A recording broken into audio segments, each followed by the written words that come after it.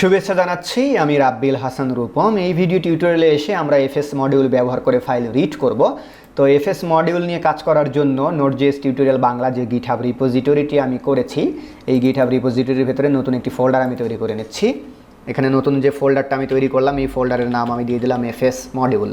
তো এখানে একটা কথা বলে রাখি, যখন আপনারা নোট.js এর কোনো প্রজেক্ট তৈরি করবেন, প্রজেক্ট তৈরি করার সময় যে ফোল্ডারটা তৈরি করবেন, সেই ফোল্ডারের যে নাম, সেই নামের মধ্যে কিন্তু এভাবে স্পেস দেবেন না। স্পেস দিলে ইরর আসবে। তো এই কারণে কিন্তু আমি কোনো স্পেস দিচ্ছি না, এফএস মডিউল একসাথে লিখছি এখানে আমি। ওকে, দেন এর ভেতরে আমি নতুন একটি প্যাকেজ.json ফাইল তৈরি করে নিচ্ছি।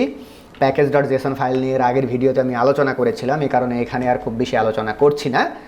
npm init -y, এখানে নতুন একটি প্যাকেজ.json ফাইল আমি তৈরি করে নিলাম। এই প্যাকেজ.json ফাইলের ভেতরে যদি আমরা দেখি, তাহলে বাই ডিফল্ট এখানে যে স্টার্টিং ফাইল, সেই স্টার্টিং ফাইলের নাম কিন্তু বাই ডিফল্ট এখানে index.js থাকে। তাহলে আমাদেরকে করতে হবে কি, এখানে index.js নামে একটা ফাইল আমাদেরকে তৈরি করে নিতে হবে। তো এখানে আমি index.js নামে নতুন একটি ফাইল এখানে তৈরি করে নিলাম, এবং npm start টার্মিনাল কমান্ডে যাতে আমার প্রজেক্ট রান হয়, এই কারণে এখানে টেস্ট নামে একটা প্রপার্টি আছে, এর সাথে অতিরিক্ত আরেকটা প্রপার্টি আমি অ্যাড করে নিচ্ছি। এই প্রপার্টির নাম আমি দিয়ে দিলাম স্টার্ট। ওকে, দেন এই স্টার্ট প্রপার্টির ভেতরে আমার যে টার্মিনালে কমান্ড দিলে প্রজেক্ট রান হয়, সেই টার্মিনাল কমান্ড এখানে আমি দিয়ে দিচ্ছি। তো আমাদের মেইন ফাইল যদি index.js হয়, তাহলে এই প্রজেক্টকে রান করাতে গেলে নোট index.js এই টার্মিনালে কমান্ড আমাদেরকে দিতে হবে। তো এখানে টার্মিনাল কমান্ড আমি জাস্ট লিখে দিলাম নোট index.js। তাহলে হবে কি, npm start টার্মিনাল কমান্ড দিলেই আমাদের প্রজেক্ট রান হয়ে যাবে। ওকে, নাইস। এখন এই যে নতুন প্রজেক্টটা আমি তৈরি করলাম এফএস মডিউল ফোল্ডারের ভেতরে, এটাকে ওয়েবস্ট্রম দিয়ে আমি প্রথমে ওপেন করে নিচ্ছি। ওয়েবস্ট্রম দিয়ে এটাকে ওপেন করে নিচ্ছি। তো এফএস মডিউল নিয়ে কাজ করার জন্য index.js এর ভেতরে প্রথমে আমি করছি কি, এখানে ফাইল সিস্টেম মডিউলকে ইম্পোর্ট করে নিচ্ছি। ওকে, ফাইল সিস্টেম মডিউলকে অ্যাড করে নিচ্ছি। তো এখানে ফাইল সিস্টেম মডিউলকে অ্যাড করে নিলাম। জাস্ট এফএস লিখলেই কিন্তু ফাইল সিস্টেমের যে মডিউল, সেই মডিউলটা অ্যাড হয়ে যাবে। দেন বিষয়গুলো সার্ভারে রান করানোর জন্য এখানে আমাদের আর একটা মডিউল প্রয়োজন হবে, সেটা হচ্ছে HTTP মডিউল। ওকে, সার্ভারকে হ্যান্ডেল করার জন্য এখানে আমি নিয়ে নিলাম HTTP মডিউল। এখন এই যে HTTP মডিউলটা আমি নিলাম, এই HTTP মডিউলটা ব্যবহার করে আমি প্রথমে এখানে একটা সার্ভার ক্রিয়েট করে নিচ্ছি। ওকে, তাহলে http.create সার্ভার, এবং এই ক্রিয়েট সার্ভারের ভেতরে হবে কি, আমাদের একটা কলব্যাক ফাংশন যাবে। তো এইখানে একটা কলব্যাক ফাংশন দিয়ে দিচ্ছি। এই কলব্যাক ফাংশনের প্যারামিটার দুটি, একটি প্যারামিটার হচ্ছে রিকোয়েস্ট আর একটি প্যারামিটার হচ্ছে রেসপন্স। দেন এই যে সার্ভারটা আমরা তৈরি করে নিলাম, এই সার্ভারটাকে এবার করতে হবে কি, রান করাতে হবে বা লিসেন করাতে হবে। তো সার্ভারটাকে লিসেন করার জন্য server.listen server.listen, এখন আমাদেরকে এখানে পোর্ট নাম্বার দিয়ে দিতে হবে, কোন পোর্ট নাম্বারে আমরা সার্ভারটাকে রান করতে চাচ্ছি। তো এখানে পোর্ট নাম্বার আমি সাপোজ দিয়ে দিলাম 4040। দেন সার্ভার যখন আমার রান হয়ে যাবে, তখন আমি কনসোল লগে দিয়ে দিলাম যে সার্ভার রান সাকসেসফুল, যাতে করে আমরা বুঝতে পারি যে আমাদের সার্ভারটা রান হয়েছে। তো এখানে আমি দিয়ে দিলাম সার্ভার রান সাকসেস। ওকে, যাতে আমরা বুঝতে পারি যে আমাদের সার্ভারটা রান হয়েছে। ওকে, নাইস। তো এখন করব কি, আমরা এখানে এফএস মডিউল দিয়ে ফাইল রিড করব। তো কোন ফাইলটাকে রিড করব, এই কারণে এখানে নতুন একটা ফাইল তৈরি করে নিচ্ছি আমি। সাপোজ এখানে একটা HTML ফাইল আমি তৈরি করে নিচ্ছি। এই HTML ফাইলের নাম আমি দিয়ে দিলাম home.html। ওকে, এখন এই home.html ফাইলের ভেতরে আমার কি থাকবে, ধরুন এখানে টাইটেল থাকবে আমার, যে হচ্ছে হোম পেজ। দেন এখানে ধরুন বডির ভেতরে ধরুন আমি সিম্পলি একটা h1 ট্যাগ দিয়ে দিলাম। ওকে, যে দিস ইজ হোম পেজ। ওকে, দেন এখানে একটা সিম্পল একটা বাটন দিয়ে দিচ্ছি আমি। এখানে বাটন দিয়ে দিলাম যে হচ্ছে ক্লিক মি। ওকে, এখন আমি চাচ্ছি যে এই বাটনে ক্লিক করলে যেন আমার একটা অ্যালার্ট শো করে। তাহলে বাটনে ক্লিক করলে যদি অ্যালার্ট শো করে, তাহলে এখানে একটা স্ক্রিপ্ট ট্যাগের মধ্যে আমাদেরকে একটা ফাংশন নিয়ে নিতে হবে। তো অ্যালার্ট মি। ওকে, তো বাটন অন ক্লিকে এখানে আমি অ্যালার্ট মি ফাংশনটাকে এক্সিকিউট করিয়ে দিচ্ছি। এখানে খুব সিম্পলি আমি একটা অ্যালার্ট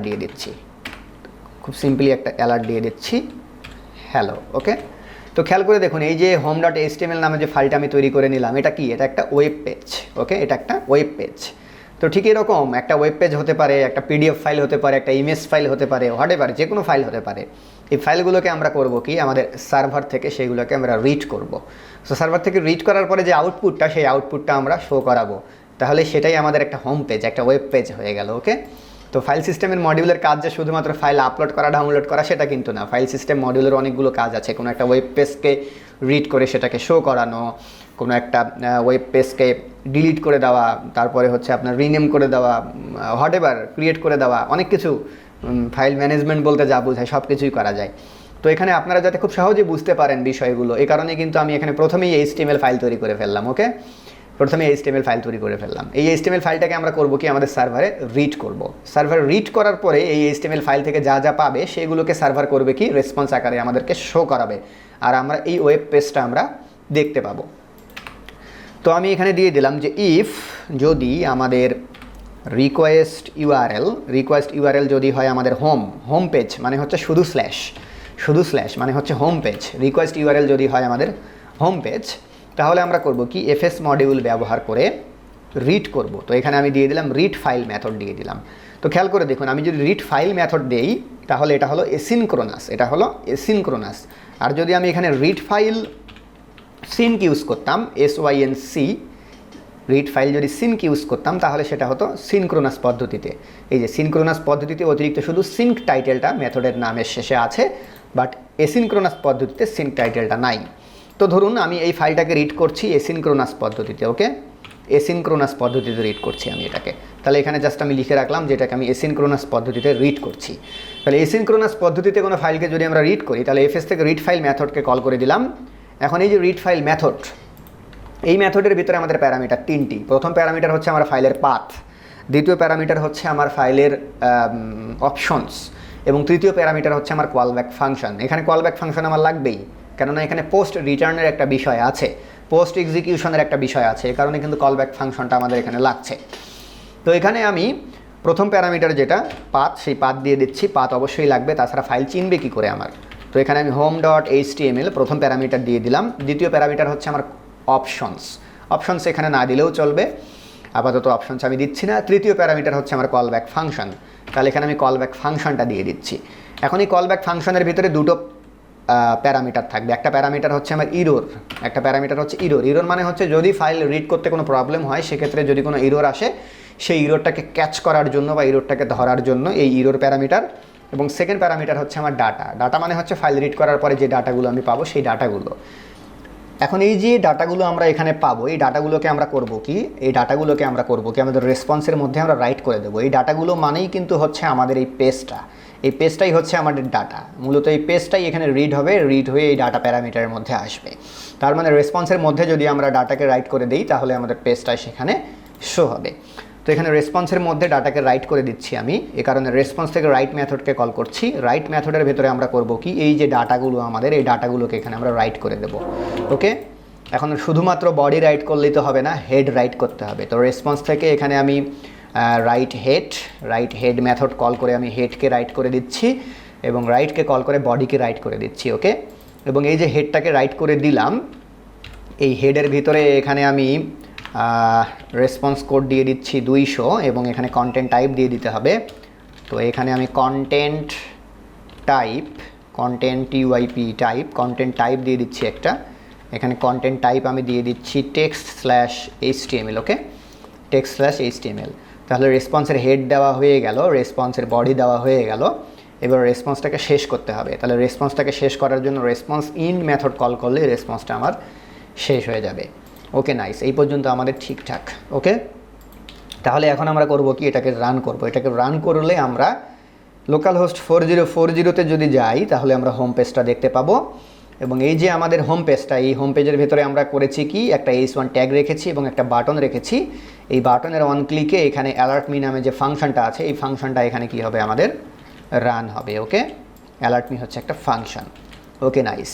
দেন এখানে প্যাকেজ.json, এই প্যাকেজ.json-এ আমাদের স্টার্টিং পয়েন্ট হচ্ছে আমাদের index.js, এবং index.js-টাকে যদি আমরা যাতে npm স্টার্ট টার্মিনাল কমান্ডে রান করতে পারি, এই কারণে এখানে স্টার্টের ভেতরে আমরা করেছি কি, নোট index.js আমরা এখানে ডিফাইন করে দিয়েছি। ওকে, তো এখানে এই যে শেষে কমাটা হবে না, ঠিক আছে। তাহলে আমাদের প্যাকেজ.json ঠিক আছে, হোম ফাইল ঠিক আছে, index.js এখানে আমরা করেছি কি, রিকোয়েস্ট ইউআরএল যদি আমাদের হোম হয় সেক্ষেত্রে আমরা হোম পেজটাকে রিড করে সেটাকে আমরা বডিতে রাইট করে দিয়েছি।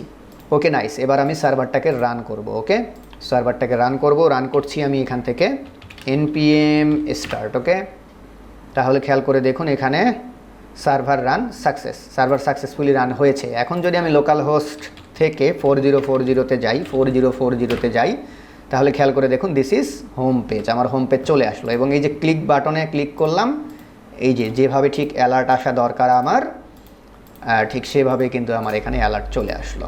ওকে, তাহলে আমরা বলতে পারি যে this is our first Node.js website, আমরা বলতে পারি। হ্যাঁ, তো যাই হোক, এরপরে আমরা এফএস মডিউলার আর অন্যান্য যে মেথডগুলো আছে সেগুলো শিখবো, শিখে টিকে আমরা Node.js দিয়ে আমাদের প্রথম ওয়েবসাইটটি তৈরি করে ফেলবো। We will build our first website using Node.js। ওকে, তো আশা করি এই পর্যন্ত আপনারা বুঝতে পেরেছেন। ধন্যবাদ সবাইকে।